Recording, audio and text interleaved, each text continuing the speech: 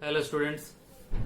First of all आप सबको बहुत बहुत कॉन्ग्रेचुलेशंस। आप क्लास 10th क्लियर करके 11th में आए हैं और आपने अब स्ट्रीम में कॉमर्स लिया है। ठीक है, तो कॉमर्स में हमारे मेनली जो सब्जेक्ट्स होते हैं आज हम उसके डिस्कशन करते हैं और फिर थोड़ा थोड़ा करके धीरे धीरे आगे बढ़ेंगे। ठीक है, ओके।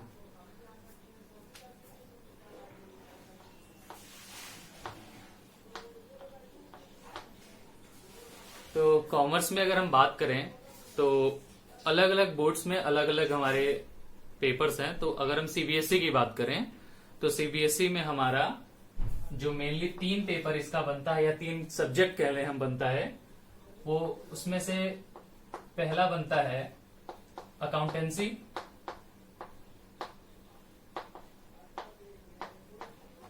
सेकंड हमारा बनता है बिजनेस इकोनॉमिक्स,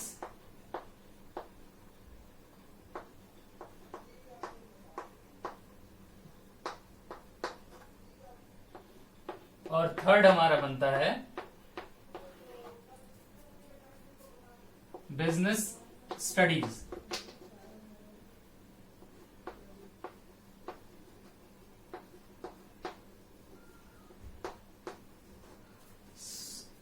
हमारे आईएससी बोर्ड में इस बिजनेस स्टडीज को ही कॉमर्स के बुक के नाम से जाना जाता है। इसको हम कहीं कहीं कॉमर्स भी कहते हैं। और हमारा जो बिजनेस इकोनॉमिक्स है इसकी बुक्स मेनली इकोनॉमिक्स के नाम से ही आती हैं, राइट।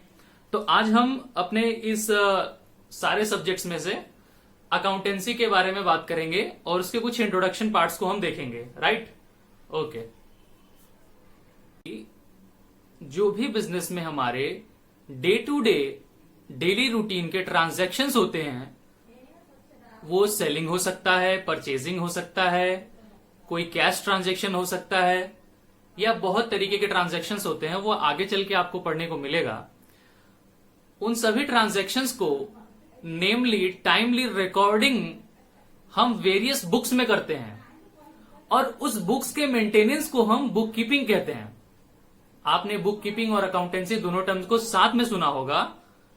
यहां पे बुक कीपिंग का मतलब उन सारे बुक्स के प्रॉपर मेंटेनेंस और प्रॉपर लुकअप से है। मतलब क्या है यहां पे?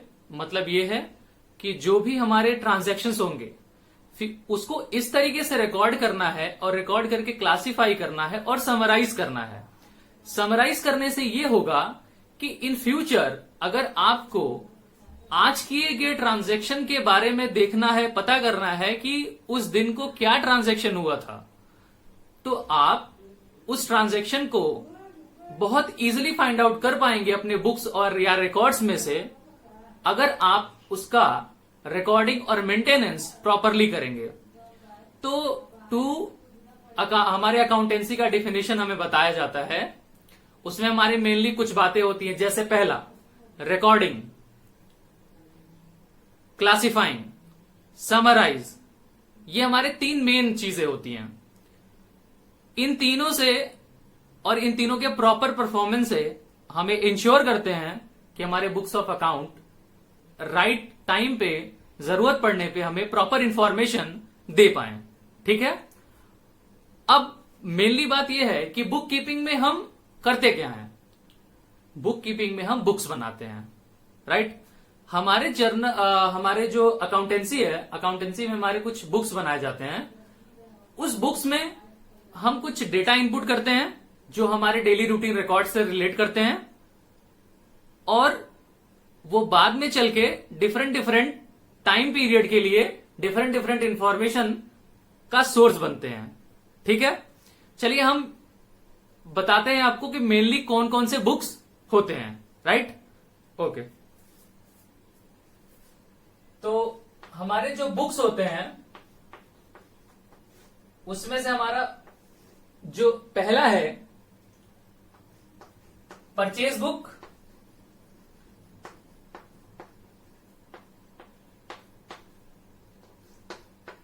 सेकंड है हमारा सेल्स बुक, थर्ड है हमारा परचेज रिटर्न बुक, और हमारा फोर्थ है सेल्स रिटर्न बुक।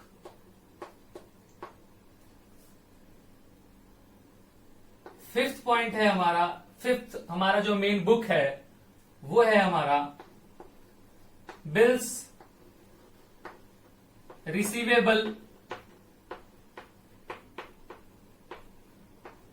बुक।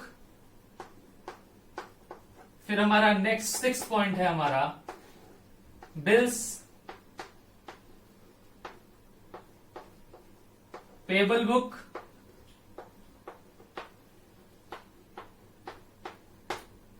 और हमारा सेवेंथ पॉइंट है जर्नल प्रॉपर। राइट, आप इसे नोट डाउन कर सकते हैं।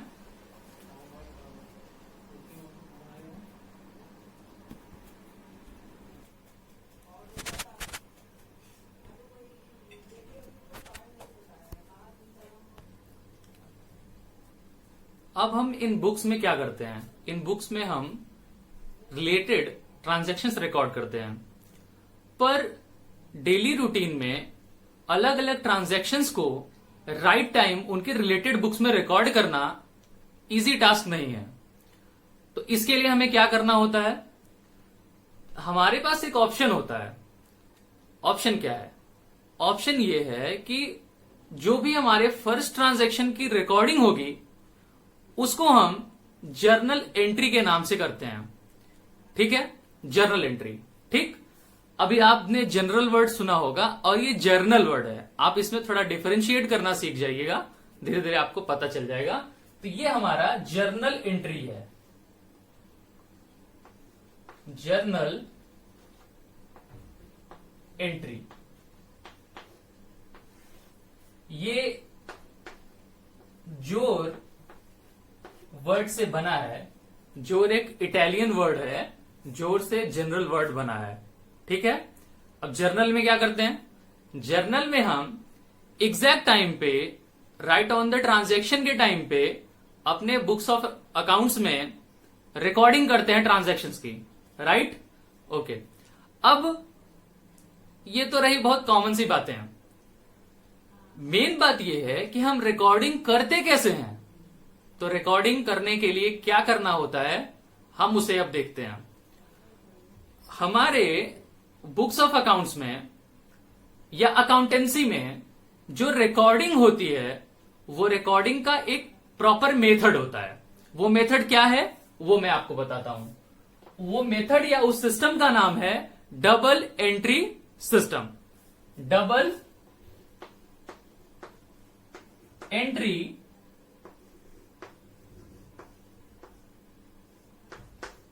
सिस्टम।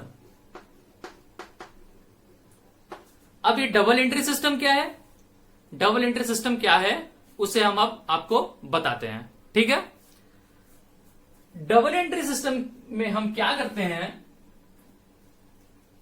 कि एक ट्रांजैक्शन जो होता है उस ट्रांजैक्शन के मेनली दो पार्ट्स होते हैं या दो पार्टीज होती हैं। जैसे one person can not enter into a transaction with himself या हर सेल्फ। कैसे? अगर मिस्टर ए हैं तो क्या ये खुद को पैसा दे सकते हैं या खुद से पैसा ले सकते हैं? आंसर है नहीं, वो खुद को पैसा दे नहीं सकते, खुद से पैसा ले नहीं सकते। एक और पर्सन की जरूरत होगी तब ट्रांजैक्शन होगा। अब मिस्टर ए को किसी ट्रांजैक्शन को करने के लिए एक और पर्सन की जरूरत होती है, वो हो गए मिस्टर बी। वो कोई भी पर्सन हो सकते हैं, हम यहां पे मिस्टर बी एज्यूम करते हैं। Suppose mister A mister B को 100 रुपीज कैश देते हैं। कितना देते हैं? 100 रुपीज कैश देते हैं। अब इस 100 रुपीज कैश देने से क्या होता है? दो बातें। पहला, एक तो मिस्टर ए के पास 100 रुपीज कम हो जाएंगे और मिस्टर बी के पास 100 रुपीज बढ़ जाएंगे। बिल्कुल। तो आप देखिए कि एक ही 100 रुपीज का नोट था, एक ही नोट था जो कि ए ने बी को दिया था, लेकिन उसी नोट की वजह से दो इफेक्ट्स पड़ते हैं। एक इफेक्ट पड़ता है ए के ऊपर, दूसरा इफेक्ट पड़ता है बी के ऊपर, राइट? अब इस इफेक्ट को हम नेमली कैसे रिकॉर्ड करते हैं उसको जानते हैं। ठीक है, ओके। अब हम बात करते हैं दो इफेक्ट्स की। Double entry system, double entry system. Double entry system हमको क्या बताता है कि transaction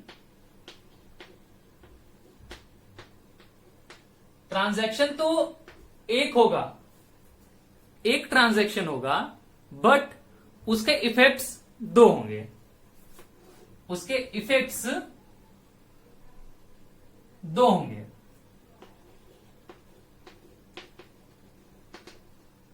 there will be two effects.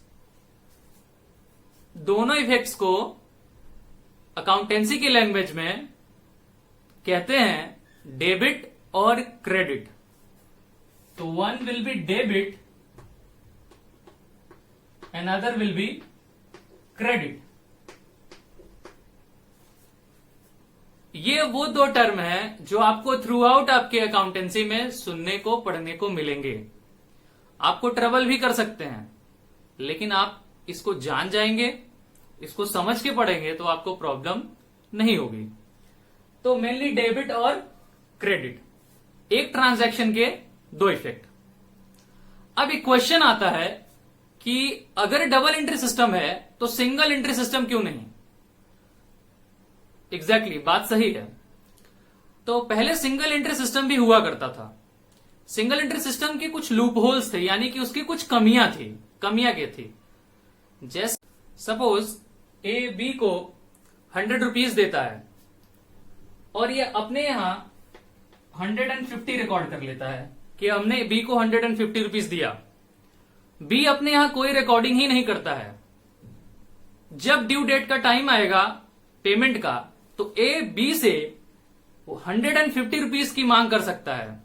अगर वो करता है तो ए के पास तो एक प्रॉपर रिकॉर्डिंग है जिसके बेसिस पे वो डिमांड कर सकता है कि भाई मैंने आपको 150 रुपीज दिया था, आप मुझे वापस दीजिए। बी के पास कोई भी रिकॉर्डिंग नहीं है कि हमने ए से सिर्फ 100 रुपीज लिया था, कोई रिकॉर्डिंग नहीं है।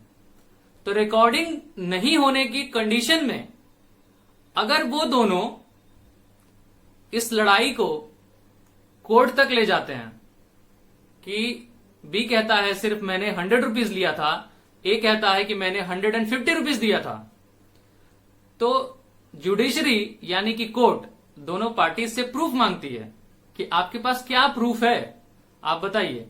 तो ए के पास तो एक प्रूफ है 150 का, भले से झूठा है लेकिन वो दे देगा। बी के पास कोई प्रूफ ही नहीं है, तो ऐसे केस में बी को लॉस हो जाएगा, राइट?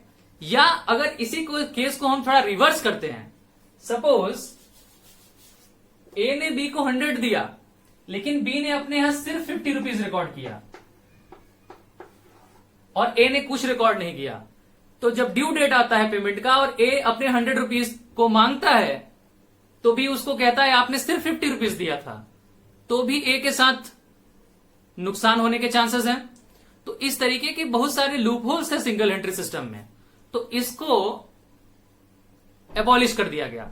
लोगों ने इसको छोड़ दिया क्योंकि लोगों के साथ फ्रॉड्स और स्कैम बहुत ज्यादा हो रहे थे। तो उसकी जगह पे डबल एंट्री सिस्टम आया।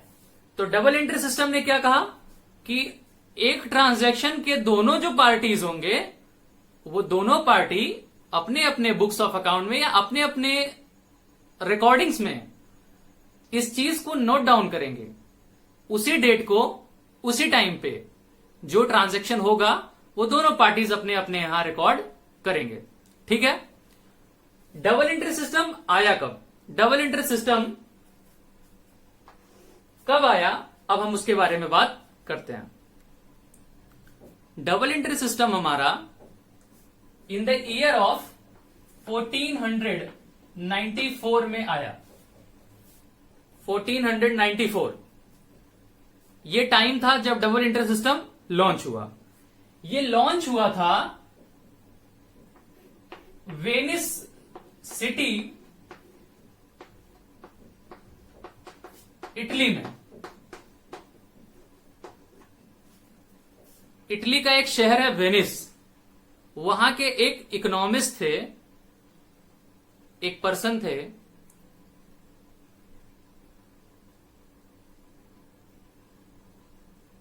वहां के एक पर्सन थे जिनका नाम था ल्यूकस पैसियोली। क्या नाम था? Lucas Pacioli. ल्यूकस पैसियोली, इन्होंने एक बुक लिखी थी। उस बुक का नाम था, ध्यान से समझिएगा, डी कंप्यूटिसेट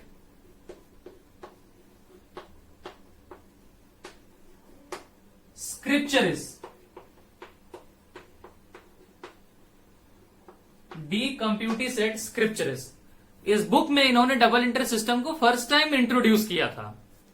ठीक है।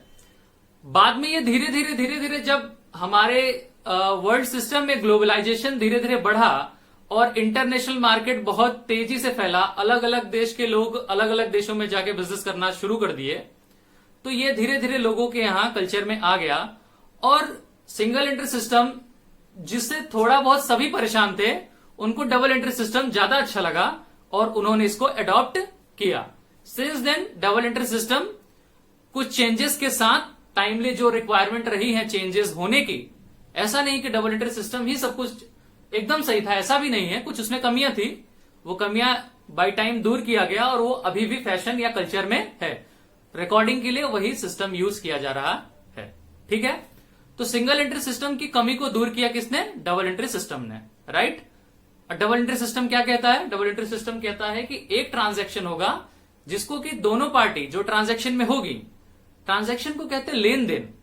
एक लेता है, दूसरा उसको देता है। जैसे सेल्स और परचेज होता है। हम किसी शॉप पे जाके सामान खरीदते हैं तो हम एक तरफ से तो परचेज करते हैं, तो दूसरी तरफ से पर्सन क्या करता है? सेल करता है। Without purchase there is no sales and without sales there is no purchase. तो दोनों चीजें इंटर रिलेटेड है। राइट। ओके। अब हम आ जाते हैं रिकॉर्डिंग ऑफ द ट्रांजैक्शन में। ठीक है। Recording of transactions.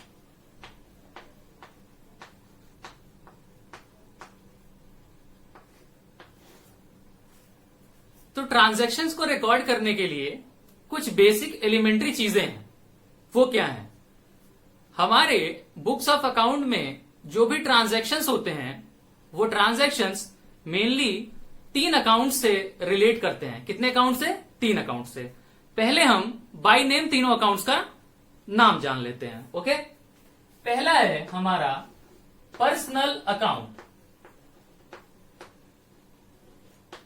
Personal account. Second है हमारा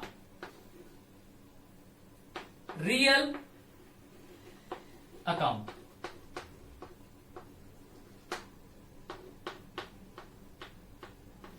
थर्ड है हमारा नॉमिनल अकाउंट। ये तीनों हमारे अकाउंट्स हैं जिनके कुछ रूल्स हैं, जिनको golden rules of the accountancy भी कहा जाता है। अब ये रूल्स क्या हैं और कहां अप्लाई होते हैं उसको समझिए। इन तीनों अकाउंट्स के जो रूल्स होते हैं वो हमारे जर्नल एंट्री के रिकॉर्डिंग में यूज होते हैं। मैंने आपको सबसे पहले बताया था आपको सबसे पहले कि जो फर्स्ट टाइम एंट्री होती है या फर्स्ट टाइम रिकॉर्डिंग होती है वो कहां पे होती है, वो जर्नल एंट्री में होती है।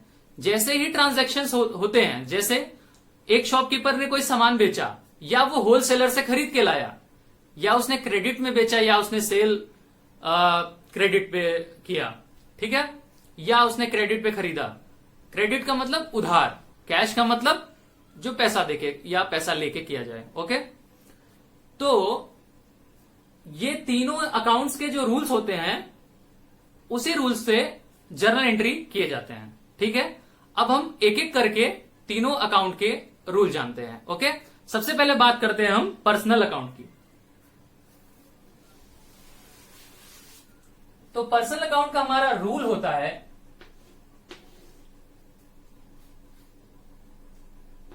Debit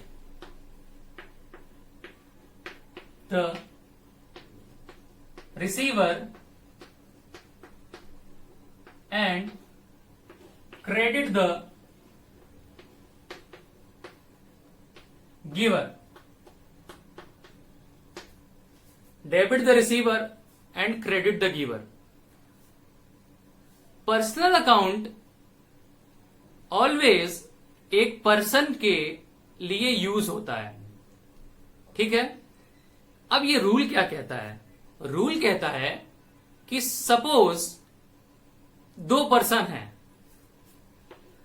A and B.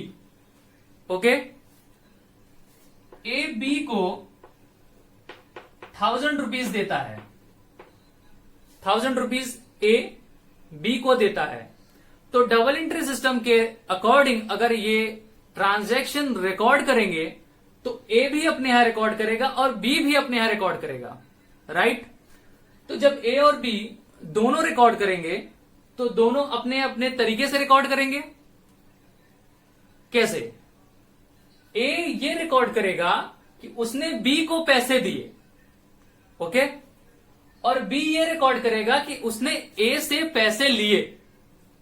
तो इस रूल के अकॉर्डिंग क्या होगा? रूल क्या कहता है? Debit the receiver. यहां पे मनी रिसीव करने वाला कौन है? बी।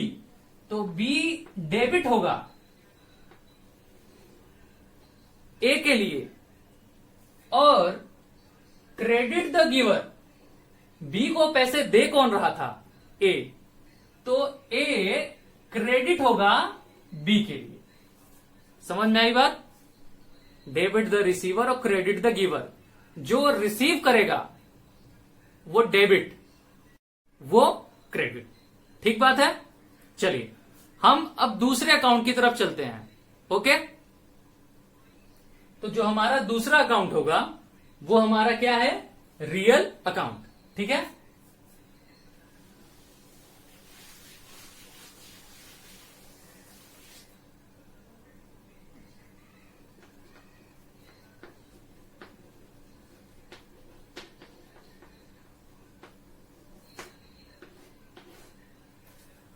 रियल अकाउंट का रूल क्या कहता है? रियल अकाउंट, सबसे पहले यह जानना जरूरी है कि रियल अकाउंट कहां एप्लीकेबल होता है। जैसा मैंने अभी पर्सनल अकाउंट में बताया कि पर्सनल अकाउंट किसी पर्सन के ऊपर यूज किया जाता है, पर्सन के लिए यूज किया जाता है। तो रियल अकाउंट कहां यूज किया जाता है? देखिए, कॉमर्स और अकाउंटेंसी में जो रिकॉर्डिंग होते हैं वो किसी पर्सन का तो होता है, एज वेल एज जो वो पर्सन जो एक बिजनेस चलाता है उस बिजनेस के रिकॉर्डिंग्स होते हैं, राइट। उस बिजनेस के रिकॉर्डिंग्स होते हैं। अब देखने वाली बात यह है कि रियल और पर्सनल कितने अलग हैं। ठीक है, पहले हम रियल अकाउंट का रूल लिखते हैं।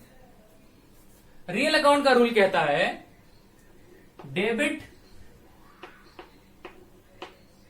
what comes in and credit what goes out। अब एक बात समझने वाली है, debit what comes in and credit what goes out. यहां पे एक हिडन टर्म है जो मैं आपको लिख के बताता हूं। जो आएगा वो डेबिट होगा, जो जाएगा वो क्रेडिट होगा, लेकिन कहां से आएगा और कहां से जाएगा ये नहीं बताया गया। अब हम बताते हैं, debit what comes in business. Business में जो आएगा वो डेबिट है और बिजनेस से जो जाएगा वो क्रेडिट है। तो credit what goes out from business.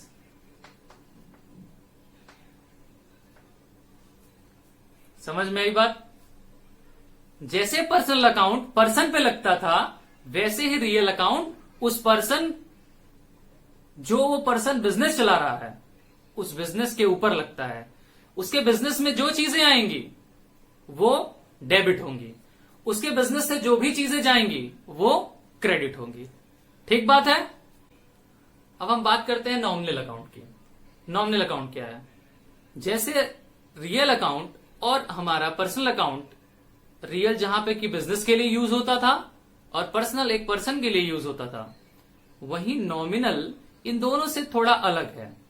ये बिजनेस के रिजल्ट्स को कंसीडर करता है। जैसे हमने आपको बताया कि डेबिट द रिसीवर, जो रिसीव करेगा वो डेबिट, या जिसके पास कुछ आएगा, debit what comes in, real account जैसा कि कहता है। यहां पे थोड़ा अलग है। रूल क्या है पहले वो देखते हैं, फिर उसको हम एक्सप्लेन करेंगे। रूल क्या है? All the profits or income or gain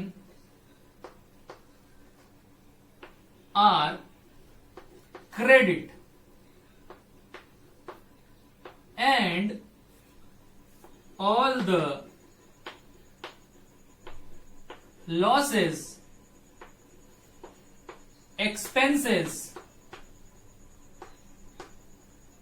are debit. Business में जितने भी लॉस होंगे या खर्चे होंगे, इसको एक्सपेंस कहते हैं, वो हमारे क्या होंगे? डेबिट होंगे। जो भी हमारे फायदे होंगे या इनकम होगी या जो हम कमाएंगे वो सारी क्रेडिट होगी। अब आप देखिए कि पर्सनल, रियल और नॉमिनल, जहां पे पर्सनल और रियल एक जैसा था और नॉमिनल अलग कैसे है, ये हम आपको बताते हैं। पर्सनल अकाउंट कहता था कि डेबिट द रिसीवर और रियल अकाउंट कहता था डेबिट व्हाट कम्स इन, जो आया वो डेबिट या जो रिसीव किया वो डेबिट। लेकिन नॉमिनल कहता है कि जो लॉस हो गया और जो खर्च हो गया वो डेबिट। यानी कि जहां पे कि वहां आने वाली या लेने वाले पर्सन को डेबिट करते थे, यहां पे जाने वाले या नुकसान वाली चीज को डेबिट करते हैं। ये उससे थोड़ा सा रिवर्स है। वहां पे हम क्या करते थे? जाने वाली चीज को क्रेडिट और देने वाले पर्सन को क्रेडिट करते थे। यहां पे क्या है? जो प्रॉफिट होगा और जो इनकम होगा या जो गेन्स होंगी, कमाई होगी, उसको हम क्रेडिट करेंगे। चलिए अब देखिए हमारा पर्सनल अकाउंट और रियल अकाउंट, जहां कहता था कि डेबिट द रिसीवर या डेबिट व्हाट कम्स इन, उससे ये, और क्रेडिट व्हाट गोज आउट या क्रेडिट द गिवर, उससे डिफर कैसे है? यहां पे जो प्रॉफिट्स हैं या इनकम है या गेन है उसको क्रेडिट कहा जा रहा है।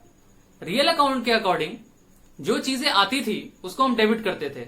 तो हम जो प्रॉफिट अर्न करते हैं वो भी तो हमारे पास आता ही है, तो हम इसको यहां पे क्रेडिट क्यों कर रहे हैं? उसका रीजन क्या है? उसका रीजन ये है, ये बिजनेस का एनालिसिस करता है। यहां पे हमें ये पैसे कोई दे नहीं रहा है, ये पैसे हम खुद से अर्न कर रहे हैं, इसलिए हम प्रॉफिट्स को क्रेडिट मानते हैं और लॉसेस या एक्सपेंसेस को डेबिट मानते हैं। ठीक है, आपको ये तीनों अकाउंट्स और उसके कॉन्सेप्ट समझ में आ गए।